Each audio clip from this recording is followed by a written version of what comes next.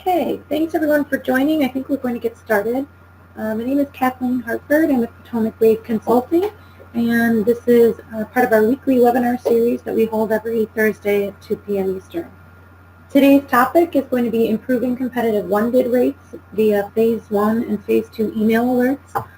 Those email alerts are from the Fed Data Check product. However, we will be going over some FPDS-NG ad hoc reporting today as well. Briefly going to review how you can do certain things with those ad hoc reporters that have to do with competitive one bids and so forth. All right, let's get started. I have a few ground rules to cover before we go. Here's today's agenda, introduction, announcements, and then we'll get into the webinar topic as well. So we're going to be going over what is a competitive one bid, what are the different ways to calculate it, issues with the revised FPDS-NG standard report. We're going to go over what your agency's current one bid rate is, and then we're going to jump into our email alerts, go over our Phase 1 email alert, and then we're going to go into Fed Data Check's automated email alert versus how you can achieve that same information via an FPDS-NG ad hoc report. Next, we're going to go to the Phase 2 email alerts, and there's always time for Q&A. One thing that I will mention is if you have any questions throughout the webinar, please feel free to raise your hand and chime in on the line. There should be a raise your hand button on the GoToWebinar menu page. If you see that button, you can click raise your hand. I'll be able to tell that you've raised your hand and I can unmute you so you can jump in on the line. If you're uncomfortable using the raise your hand button, please make sure to type any questions that you might have into the question or the chat box. I'll be able to see your question there or see your question in the chat box, and I can address that on the line as well. Forgive me while I pause for 1 second. I believe my screen is frozen, so I want to make sure that everybody is able to see my screen properly. I'm actually on the introductions page where it says Potomac Wave, Kathleen Hartford, SharePoint Developer. Yeah, Let me see if I can reshare my screen because I believe I'm frozen here. So bear with me just for 1 second.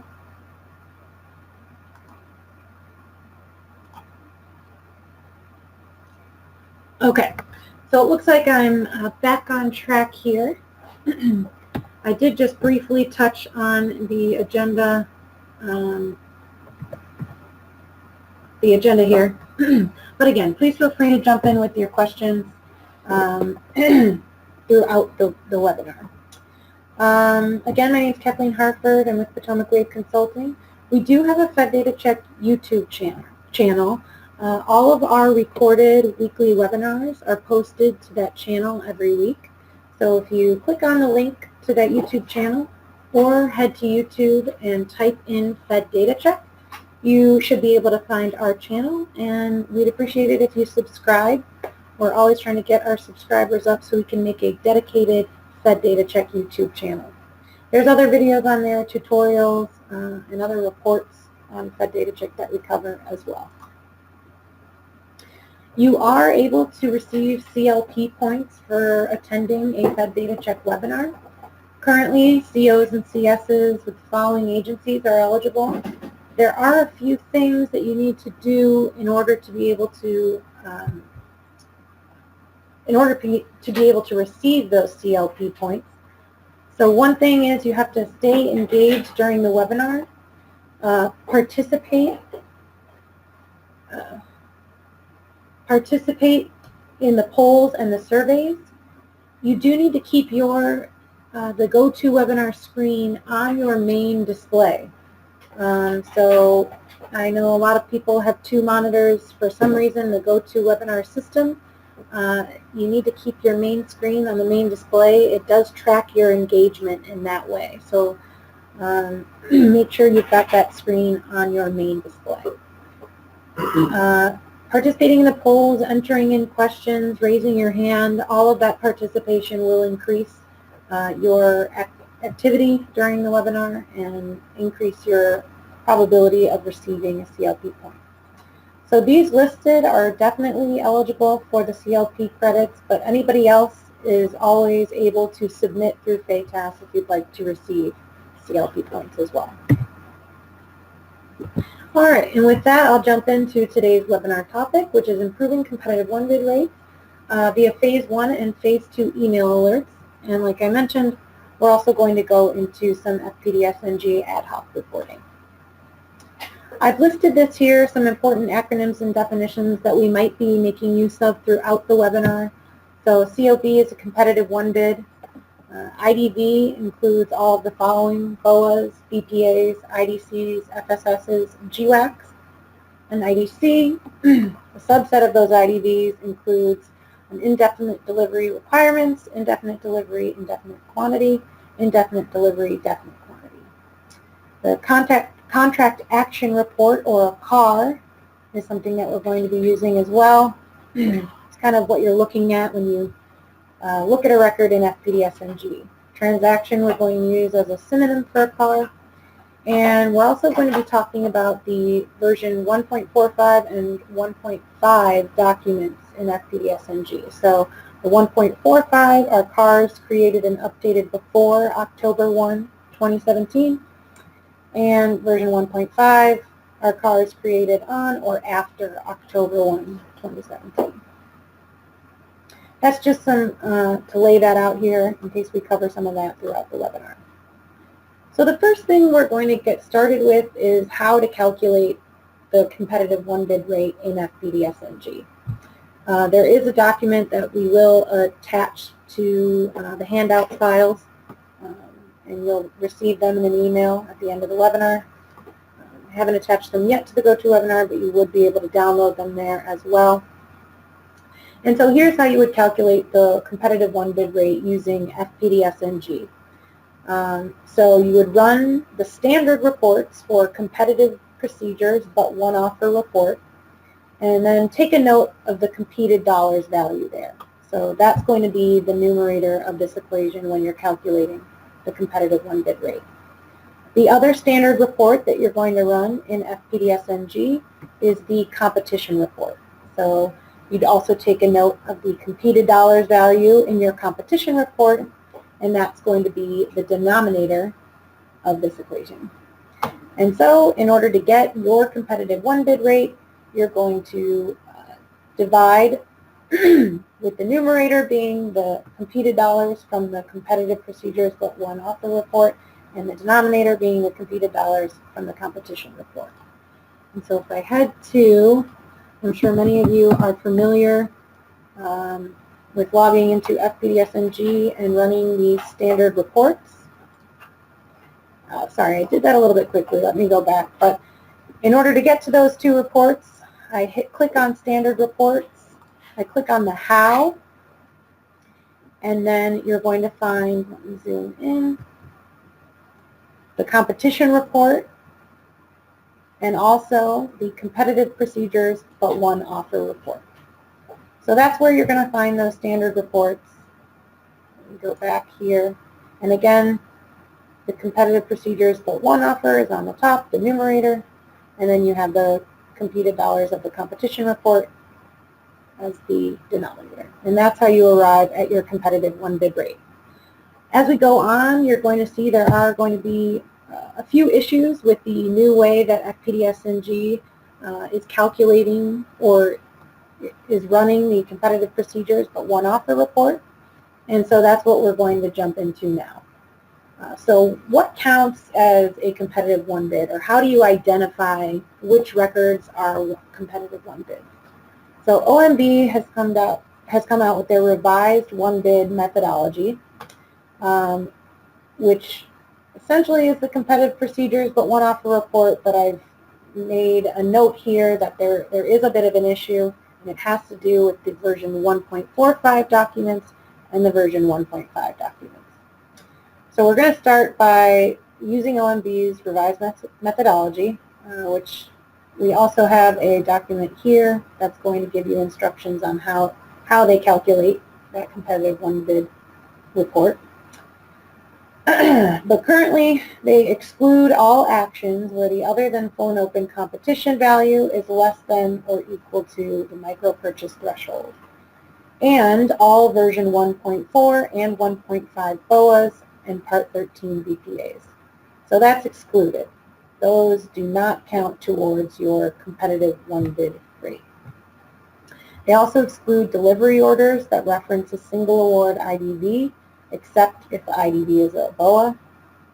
And they also exclude Part 8 BPA calls against single award Part 8 BPAs.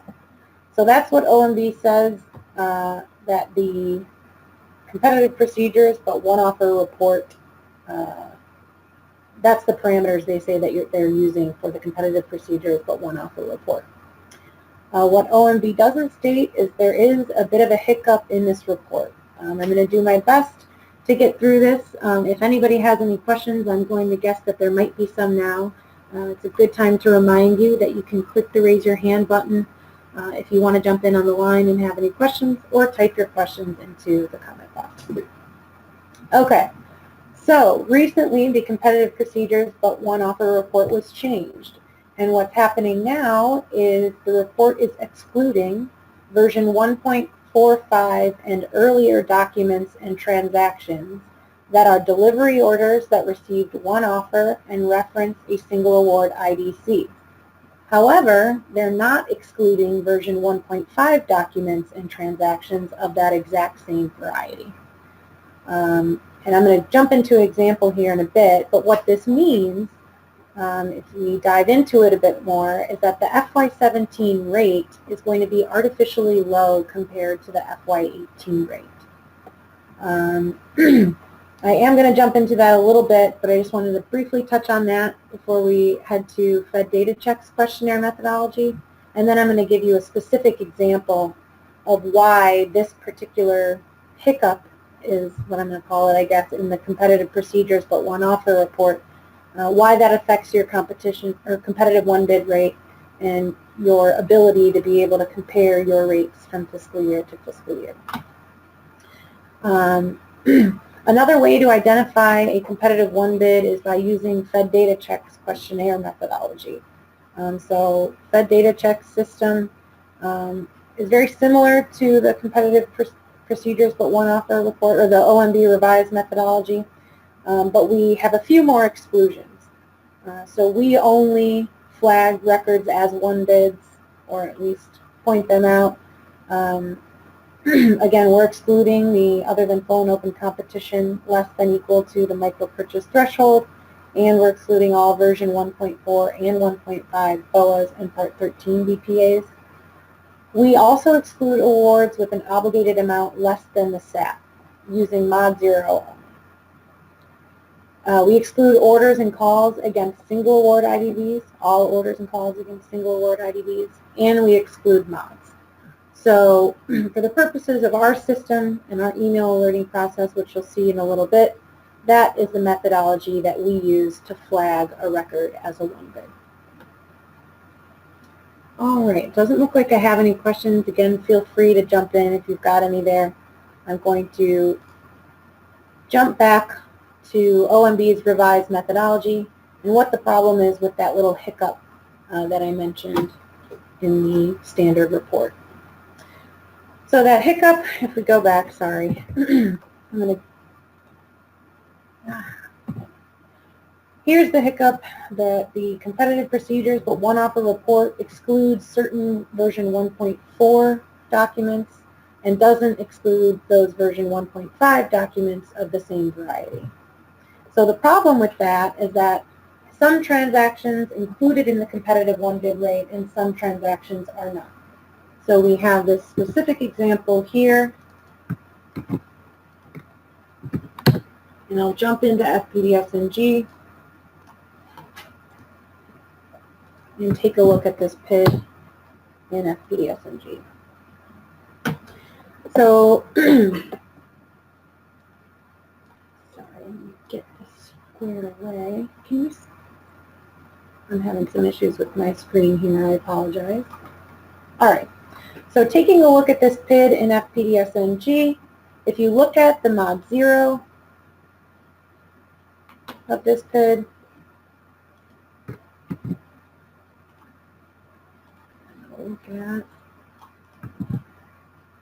it's tough tough to tell here, but in an easy way to tell that this is a version 1.4 document, the best way that I look at it, I don't believe it's mentioned in the CAR itself, but in the hyperlink or in that web address, it states that this is a version 1.4 document, and that's the mod 0.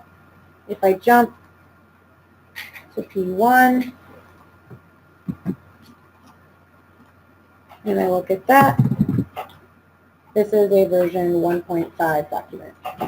So we've got these two records in FPDS-NG, one mod 0, one P1, and they're both a different version in FPDS-NG. Like I said, one version 1.4, one version 1.5.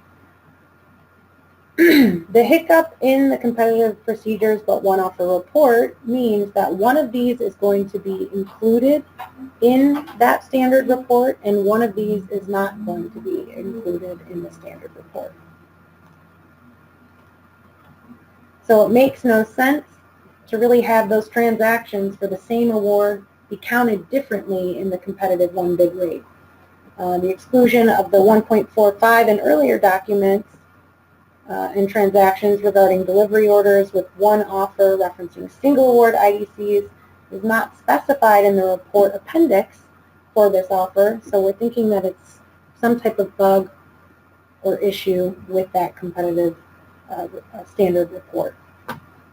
And so if a lot of competitive one bid transactions are excluded in the FY17 report, but identical ones are included in the FY18 report, there cannot be an accurate trend line determined for this one bid rate because we have the same transactions in just different mods, some being included and some not being included.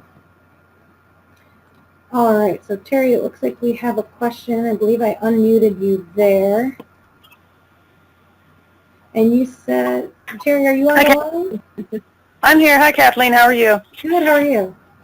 Good, good. Did you say that no mods were counted in either way, or are they just not, or you don't count the mods at Fed data? We don't count the mods for our email alerts and Fed data check. But there are mods included in that standard report. In the, okay. All right. Thank you. Yep. Thanks, Terry. Alrighty. Are there any questions on that, on what the issue there is with the standard report in FPDS-NG? Does it make sense to everyone why some are being included in the standard report and some are not being included in the standard report? It really just has to do with the versioning of that car in FPDS-NG. You know, some of the data elements and propagation rules changed, and taking all that into account didn't necessarily occur for this standard report. So that's part of the reason why these discrepancies are appearing. So in review, what does all this say about the competitive one bid and the FPDS-NG standard report? Is that our recommendation is do not use the competitive procedures but one offer report in FPDS-NG for dates that include FY17 and earlier. Requests for clarification regarding the modifications to this report have been posted to the Federal Service Desk.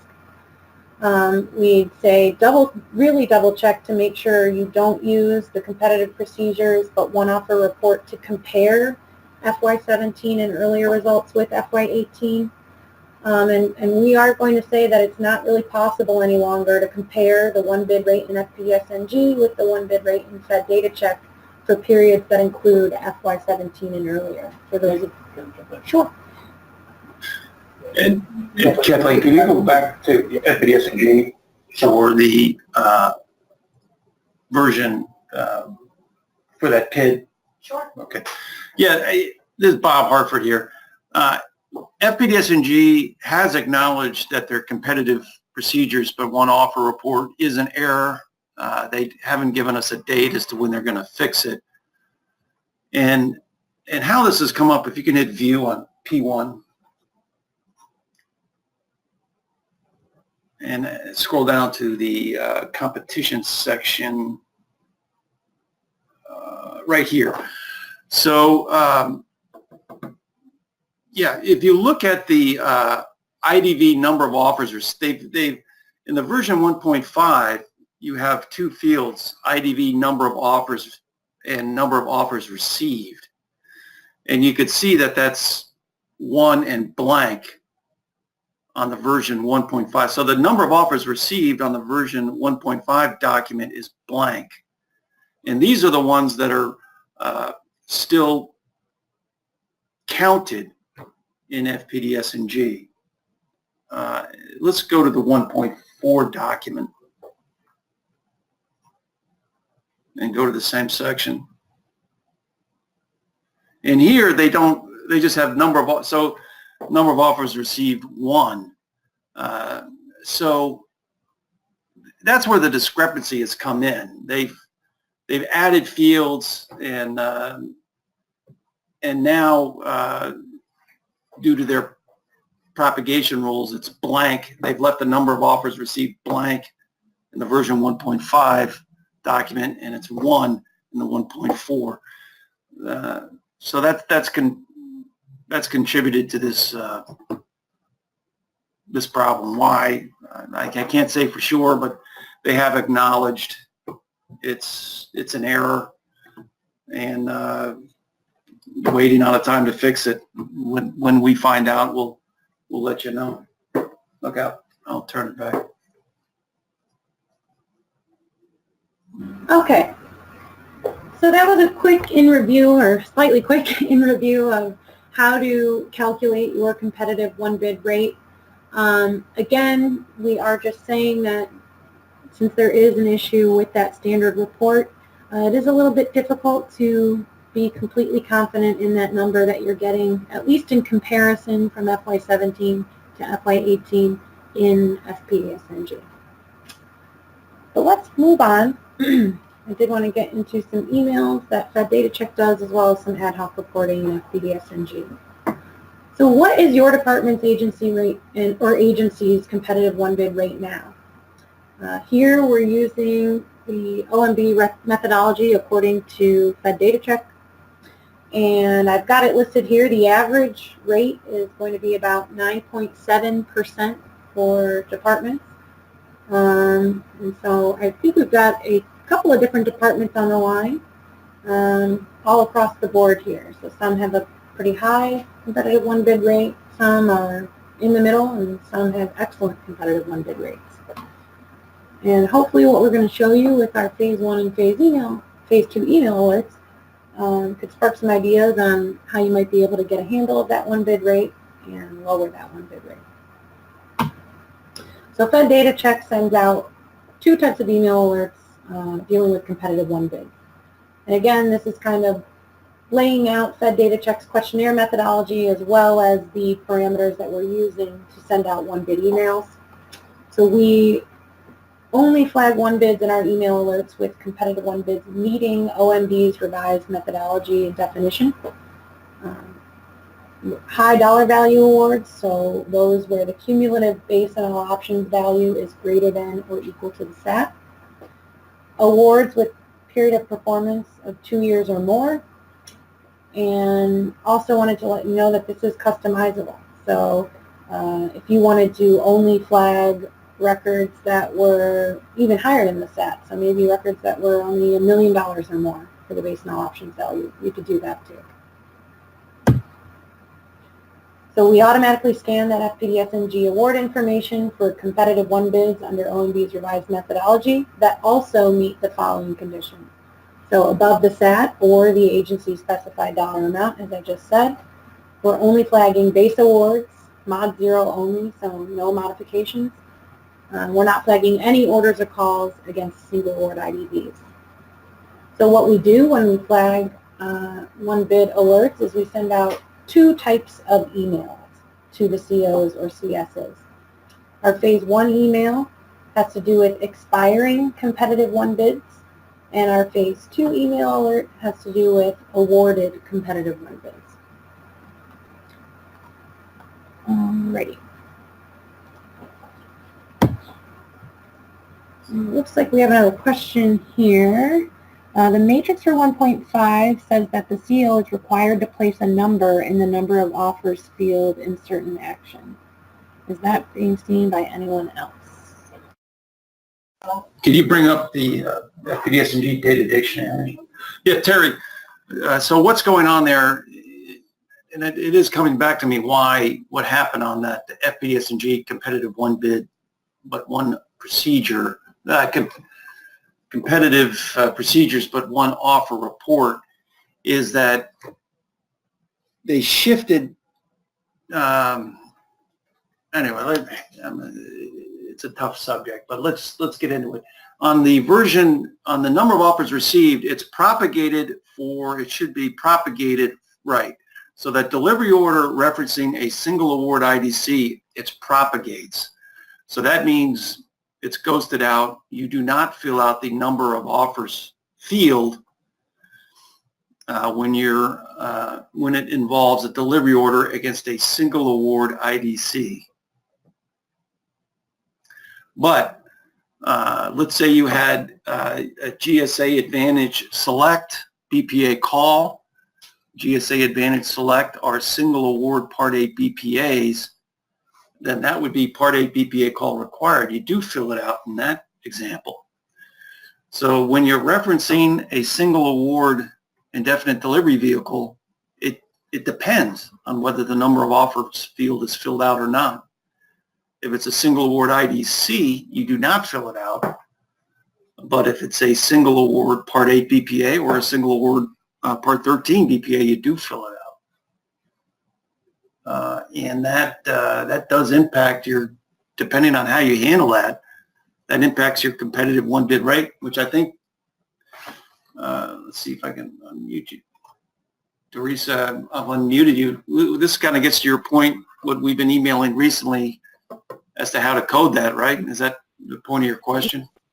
Yeah, that was my question, because if some of these are being done and the CO's not going in and filling in that box, then we're going to get dinged on that as a one bid, correct? Because there's really nothing showing, which it should be, because it's required in some fields to actually put the number of offers in there. Right.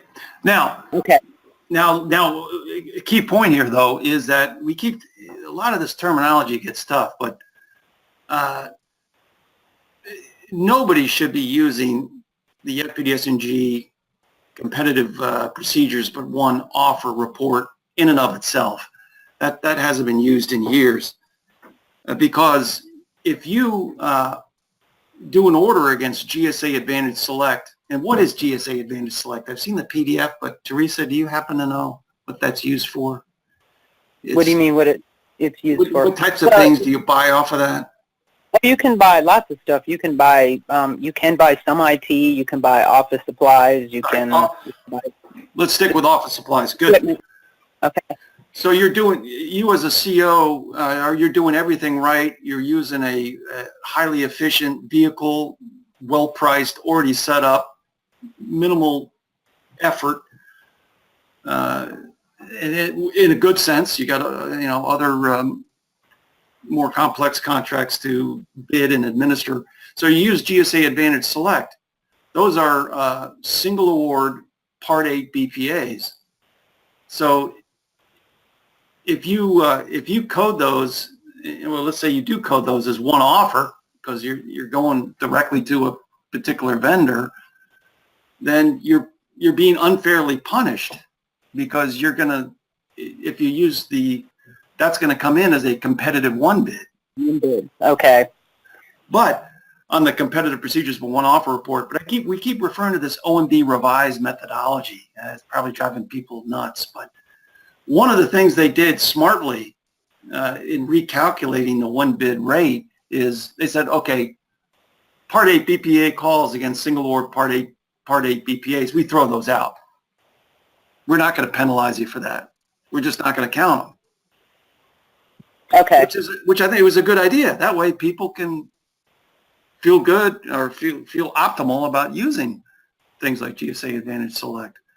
So that's one of the things in that kind of tiered complex methodology that we use and OMB uses to not punish people. But where were we now? What about a Part 13 BPA? If you set up a single award Part 13 BPA, then that could count against you, depending on how you code it.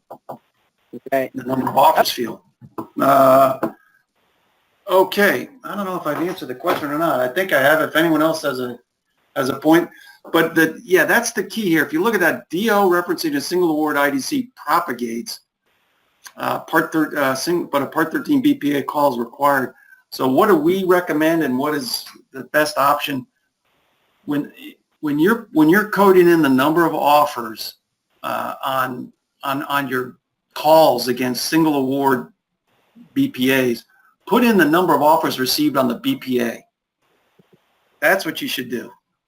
That's what FPDS-NG does on a delivery order referencing a single award IDC. Bob, has that been agreed by all of the departments yet? Which is one of the questions you have been working on.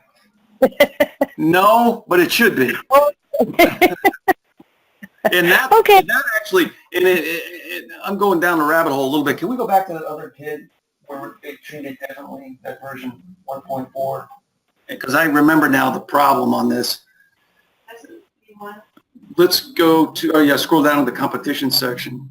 And here's what's fouling up that FPDS-NG standard report. Is you can see the number of IDV number of offers is 1 on the version 1.5 document. Because field, that's a new data element they have in those version 1.5 documents. It's 1. So then they look at that and they say, aha, okay, I am going to count that as a competitive procedures but 1 offer because the associated IDV got 1 offer. But on the 1.4 documents, that field didn't exist, so it's blank. That's why the 1.4 documents get kicked out, because that field didn't exist. Now you're seeing 1 in the number of IDVs, and that's why the version 1.5s, when you do if the single award IDC got 1 offer, then the 1.5 transactions are getting picked up because that field is in the document, but they're not in the 1.4. So you get a lot of 1 bids getting dropped out on the earlier years, but they're getting picked up in the current years.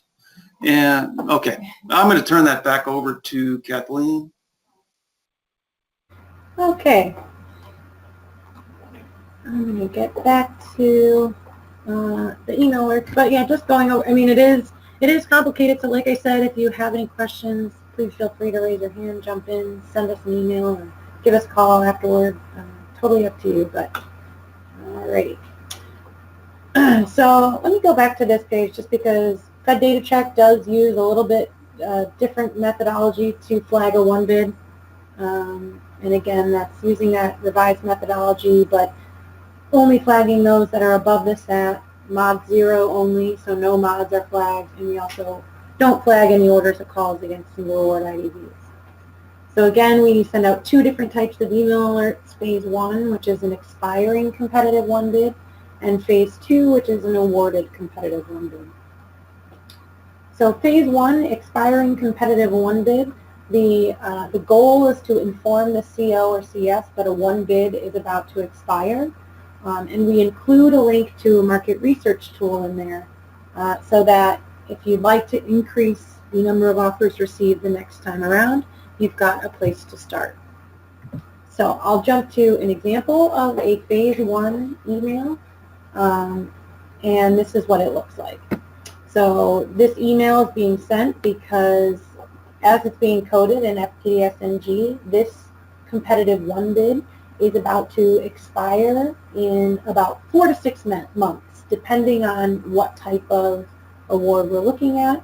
And that 4 to 6 months is based off of the ultimate completion date or the last date to order, again, depending on the type of award. So the idea here with the 4 to 6 months out is to give the CO or CS a heads up and say, this 1 bid is about to expire. Here's a link to our market research tool, and by clicking on that link, you'll be able to begin to do some market research, maybe get some other vendors who might be interested in bidding on this record, and so on. For those of you that were on the webinar last week, I did jump into that market research tool in great detail. I will bring an example of this link up just so you can see what it looks like.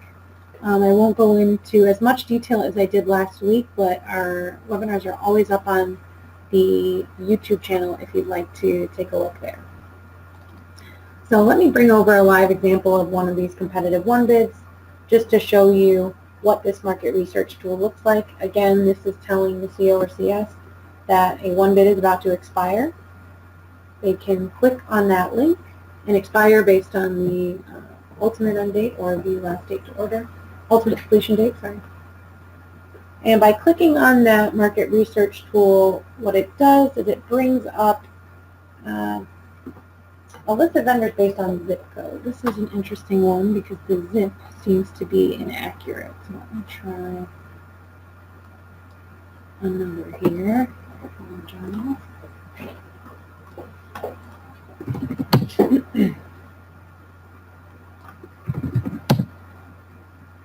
Takes a little bit long to load. We are looking through a bunch of parameters there.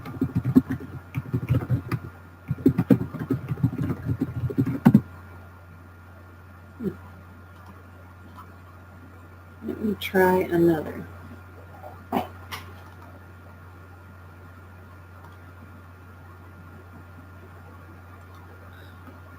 Interesting. All right. Maybe we'll come back to that. For some reason, we're getting an invalid zip code there on that example, but I will come back to that later on in the webinar. What we're going to jump to now is how you can get this type of information. So one way to get this expiring one bid analysis is via a phase 1 email alert from FedDataCheck. You are a subscriber if you're receiving our email. So if you're not a subscriber, there is a way to do this in FPDS-NG. And it's a little bit trickier, a little bit more involved, but I'm going to pass over.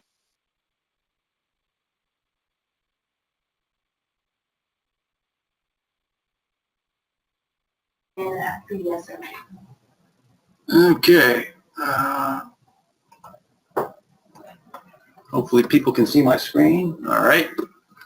So let's go through. Yeah, not everybody on these webinars has to or subscribe to FedDataCheck. So how could you do this on your own rather than us sending you an email when a competitive one bid is about to expire? How could you do it?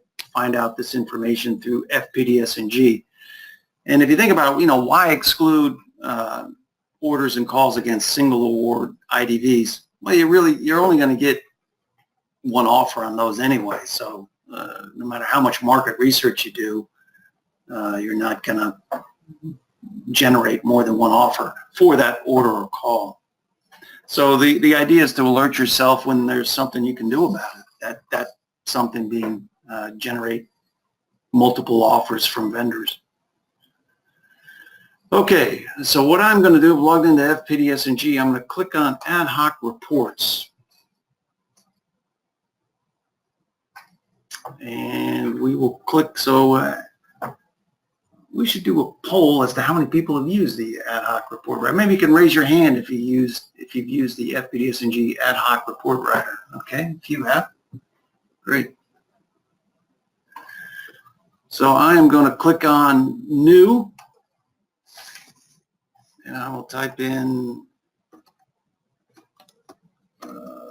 one bid expiring awards. Okay, now they've done it in 4 sections. I never use the 4th one. I usually use the 3. Pick your metric. So here I'm going to pick, we talked about the dollar value. Do you really want an alert for a one bid that's, $10,000? Well, maybe not. So we'll do it based on the base and all options value. We'll look for ones that have a base and all options value in excess of the set. This just shows you how many records and transactions. Also, known as CARs, transactions, number of records, contract action reports. Those are all synonyms. Actions is not. That means something different. That's for another day. Okay, let's start picking some attributes, some column values to appear in our report. We'll pick the department ID and the agency ID.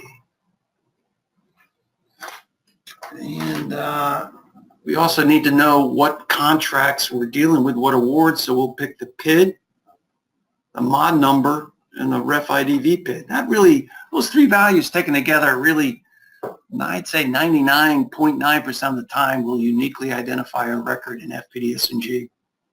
Not always, but virtually always. The other thing we need is the type of award we're talking about. In fact, I'm going to move that up a little bit. So I'm picking columns to include in my report. I haven't included any logic yet. I need this because whether determining the award, if it's about to expire, if it's a BPA, I'm going to use the last date to order. If it's a BPA call, I'm going to use the ultimate end date. Okay, let's get some dates here. So we will do date signed, and I'm going to focus on ultimate completion date, ultimate end date, ultimate completion date to start here. Now so I have the organization information, I have the contract level information, the PID, I have the date as to when it's going to expire, ultimate completion date. Now let's go down to the competition section so that we can determine whether the goal here is competitive won bids. And I need the extent competed, and I also need the fair opportunity limited sources field. I'll get into the number Y. Number of offers received. And finally, I would like to include whether it's single or multiple award IDV. We're going to include those that reference a single award IDV. Let's save this now.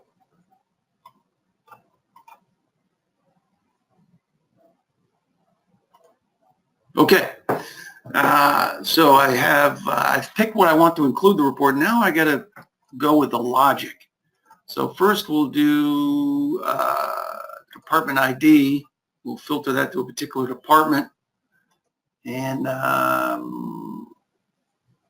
who do we have here I see a bunch from anyone who's not from commerce or interior. If you could maybe type in a question as to who you're with. We'll go with, how about HHS for now? 7,500. Okay. Now the key is the ultimate completion date. So I'm going to pick that, and I'm going to do the estimated ultimate completion date is between 6 months from now. So we'll say 12/01/2008 to 12/31/2018. We'll hit prompt before filter. That means I can adjust those dates when the report is run. And of course, number of offers equal to 1. Competitive won bids is what we're trying to identify, those that are about to expire. Let me hit save again.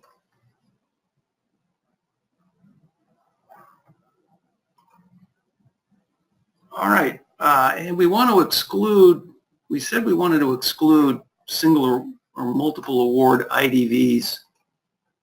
So I'm going to do IDV, oh, that is the wrong metric. I don't think that's the one I want. Let me go back and check that. Yeah, that is the one I want. Okay. So we want to exclude only show values, only show only, I'm going to pick it, multiple award. Or Actually, I'm going to leave that off for now. Okay.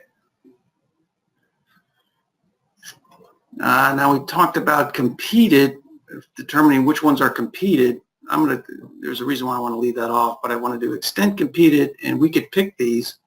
Only show values equal to, we'll say competed under SAP, full and open after exclusion. Those three. Competitive delivery order could also be picked, but that was an old value. It hasn't been used in years. So I got expiring. Well, let's save it and let's run it. Let's see what we get.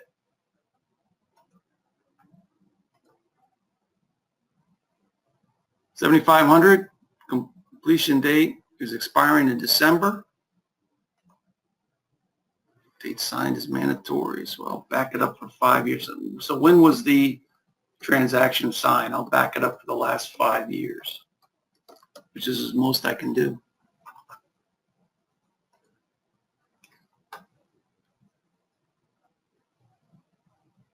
And I'm going to export this to Excel because it's a little easier to use there.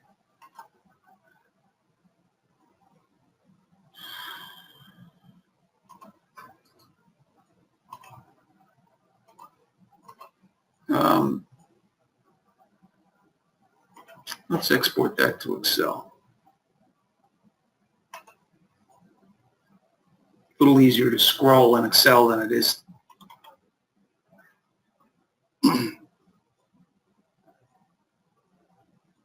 Okay, so here are the awards that FPDS-NG generated on this.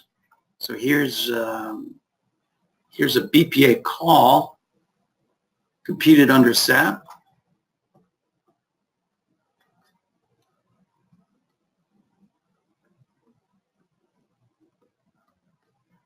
Okay, now here's one that's purposely we're going to have to adjust. So if you look at these delivery orders right here, yes, they're going to expire on December 31st, so they meet that requirement. The IDV, the indefinite delivery contract, or the indefinite delivery vehicle, base award, some people call it, was generated through full and open. That's good. But look at this one here. Only one source. That means this award was not competed. Right? So when you're talking with a BPA call or delivery order, it's a two-part test, logically. Was the base award, was the indefinite delivery vehicle competed, and when you went down to the order or call, did you compete that as well? Did you show it to 3 vendors or all vendors, whatever the requirement was? Did you solicit bids from more than one vendor on the vehicle, indefinite delivery vehicle? Or in this case, was there only one source possible, so you didn't compete it? There was only one source. I went directly to that vendor because they were the only ones possible to fulfill that requirement. So this was not a competitive one bid. So our logic in our report needs to change.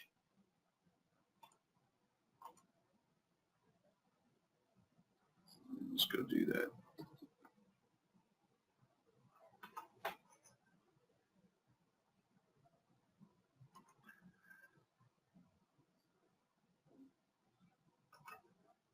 Okay. There we go. So let's go back to the report now and add in that logic. How's that screen come across? Okay. All right. And this is where it gets a little tricky. So this is not adequate. Showing extent competed of just these values is only gets me part of the way there. So I got to get rid of that. And I have to go to this thing that's hard to see. It's called advanced mode. Advanced here. So we will go to, we're going to try this again, and we're going to go to IDV award type, only show values equal to definitive contract and purchase order. Those are driven by the extent competed value only. And then we will add extend competed under SAP, full and open, and full and open after exclusion of sources. So these two go together. If it's a definitive contract or purchase order and it was full and open competition, boom, good. Now I know that I have and I got one offer. Now I know I have a competitive one bid. Okay, now let's talk about the other types of awards. BPA call and delivery order. BPA call and a delivery order.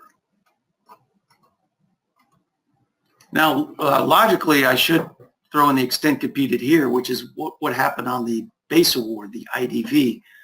But actually, the driver for those to determine whether a call or order is competed is based solely on the fair opportunity limited sources field. And there might be some exceptions, but that's 90%, or if not 99%, what dictates whether it counts in the competed or not competed column. So BPA call delivery order, fair opportunity limited sources, and I'm going to pick competitive set aside or fair opportunity given. And I mentioned for these, I don't want to count orders and calls against single award IDVs. Those should be excluded. You're only going to get one offer on those anyway.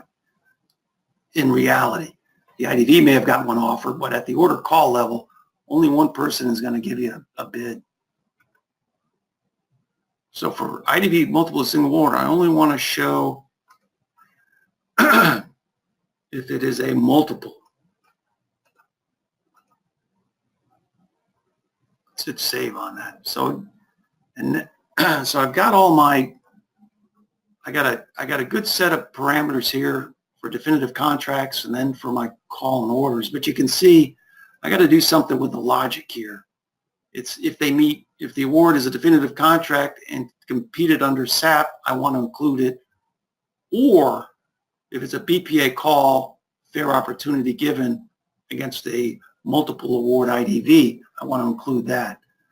So to do that advanced logic, I have to come up here. It's hard to see, but it says advanced over here on the right. I'm going to click on that.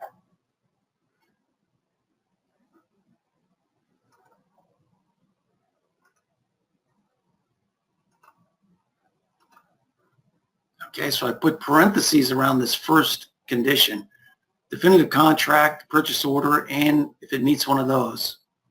And then I'm going to do an or, BPA call,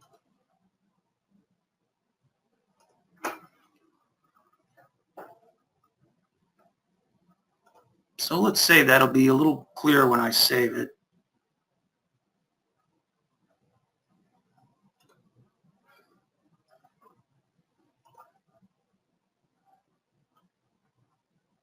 Definitive contract purchase order, competed under SAP, full and open competition, or BPA call delivery order, competitive set aside fair opportunity, and it was against a multiple award IDV. Now we're going to get rid of that case where we had a delivery order and it was only one source.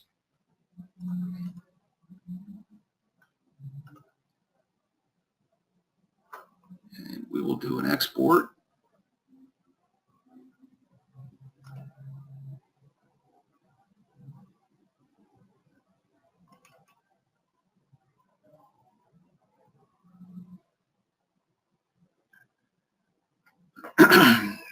Now, one of the things FPDS-NG is not going to, there's some things that we do that they can't. For example, they can't, this is looking at each individual transaction. We look at an award stringing together the mod 0 and the P5. So the start date is the sign date on mod 0 and the ultimate end date is the one of the latest signed mod. That type of analysis is not possible in FPDS-NG, or at least I don't know how to do it. But now you can see when I have a delivery order or BPA call, I don't have any only one source, or follow-on action following competitive initial action. So these are all competed orders and calls here. Everything's ending in about 6 months from now in December. There are no orders and calls against single award IDVs. Now, the one last thing, and I'll stop here, is you can see some of these dollar values are pretty low. So the last thing we'll do, and then we'll stop, is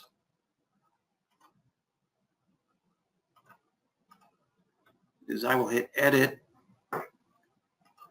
And to get rid of those small dollar value ones, I'm going to come down here to the bottom part. Instead of attribute filter, I'm going to hit metric filter.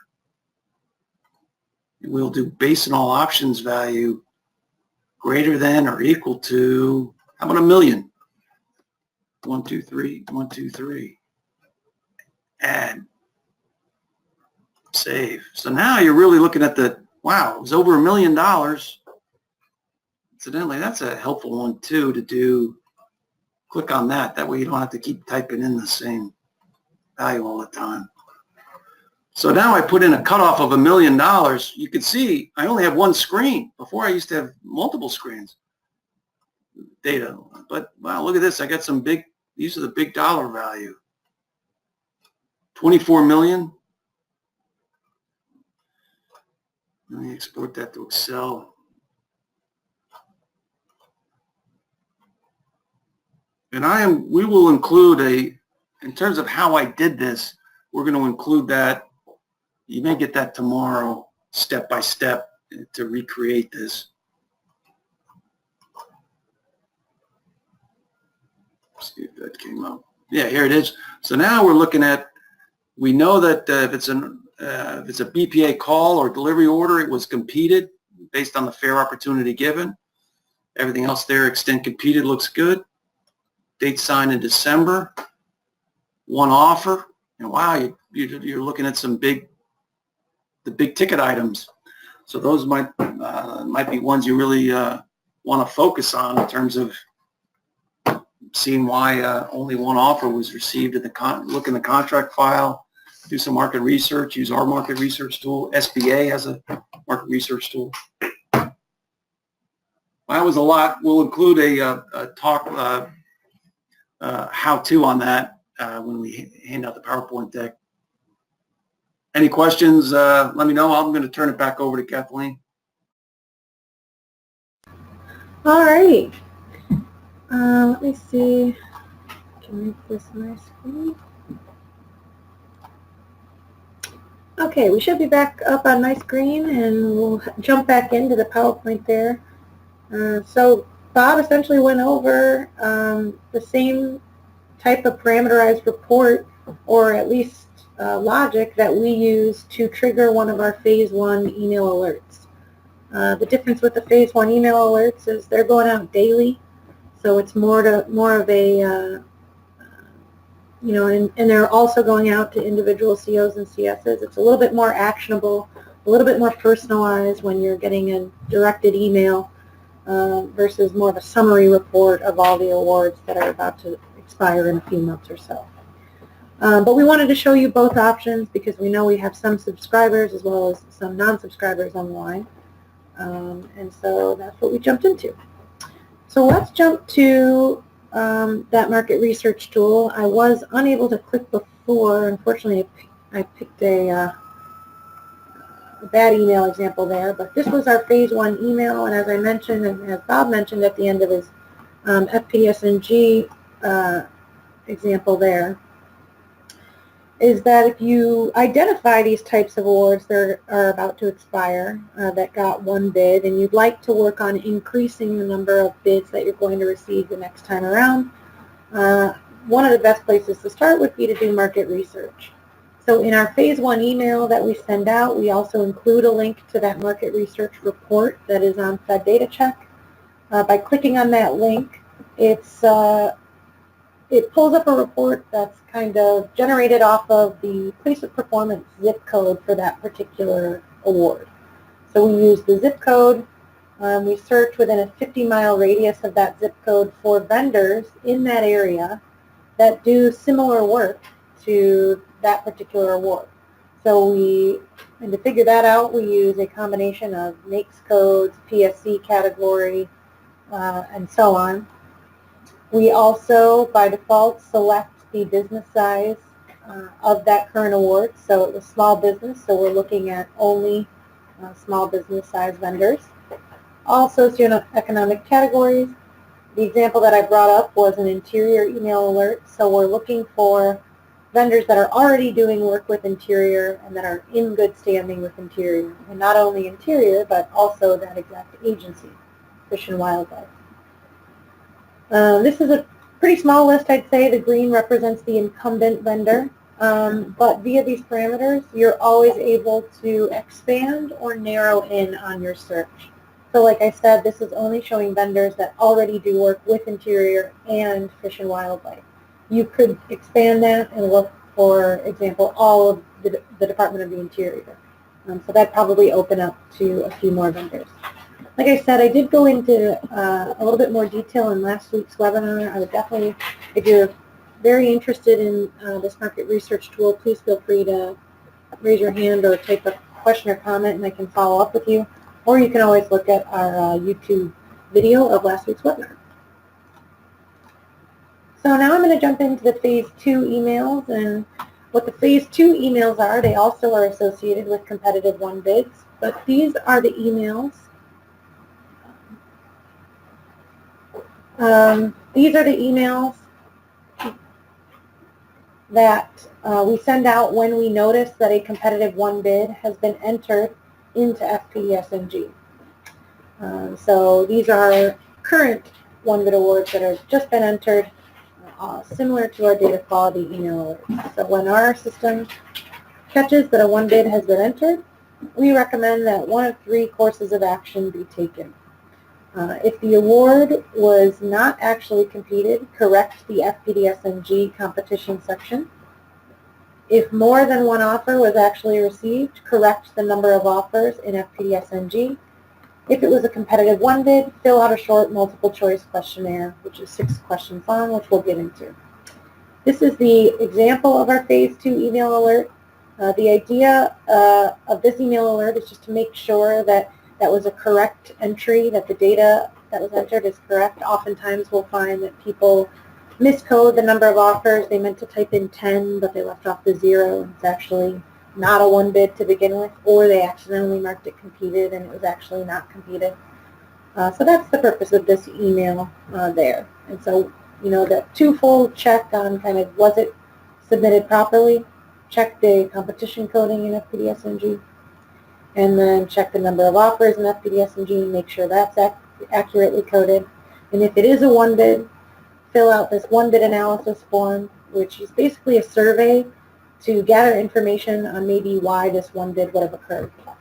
We then gather all of those won bid forms that are filled out and we graphically represent those on our competitive won bid dashboard. It kind of proves that you're tracking your won bids and also hopefully can point to maybe some reasons why those won bids were entered in the first place. Maybe the solicitation wasn't left open long enough, or maybe no market research was done, or something like that. All right, with that, I'm going to come to a close here. We did go a little bit over. If anybody wants to dive into any more of this, please feel free to stay on the line, raise your hand, enter a question. And we do have, I still have time for Q&As for anybody that wants to stay on the line. But other than that, that's about all we have. I didn't want to keep you too far over. Thanks for joining us today, and we hope to see you next Thursday. Thanks, everyone. Have a good one.